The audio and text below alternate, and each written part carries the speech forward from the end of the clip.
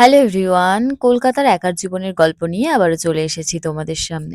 জানি টাইমলি ভিডিওগুলো দিতে পারছি না, এগুলো সব আগেকারের স্টকে ছিল, সেই ভিডিওগুলো এখন এডিট করে আমি দিচ্ছি, তাই ডেটগুলো উপরে মেনশন করা আছে। 15 আগস্ট উপলক্ষে আমাদের আজকে ছিল একটা শুট, তো সকাল সকাল রেডি হয়ে পৌঁছে গেছিলাম লোকেশনে। প্রফেশনালি নাচের শুট কি হয় সেটা কিন্তু আমার এই প্রথমবার এক্সপিরিয়েন্স হচ্ছে। বেশ অনেকক্ষণ ধরে প্র্যাকটিস, শুট সবকিছু কমপ্লিট হয়ে গেল, দেন রুমে এসে জমিয়ে লাঞ্চটা কমপ্লিট করলাম। তারপর সন্ধ্যাবেলা বেরিয়েছিলাম সিনেমা দেখতে। তো সিনেমা দেখতে যাওয়ার সময় আমি একটু ফ্রুট চাট খেয়ে নিয়েছিলাম, আর তারপরে শুরু হয়েছিল দেখো বৃষ্টি। আর বৃষ্টি এতটাই পরিমাণে হচ্ছিল যে আমি ভিজেই গেছিলাম। ফলে মলে ঢুকে আগে ড্রেস কিনেছি, কিনে সেই ড্রেস চেঞ্জ করে তারপরে আমি সিনেমা দেখতে গেছি। মানে এই এক্সপিরিয়েন্স কিন্তু আমার প্রথমবার হয়েছে, এরকমটা আমি কোনোদিনই করিনি।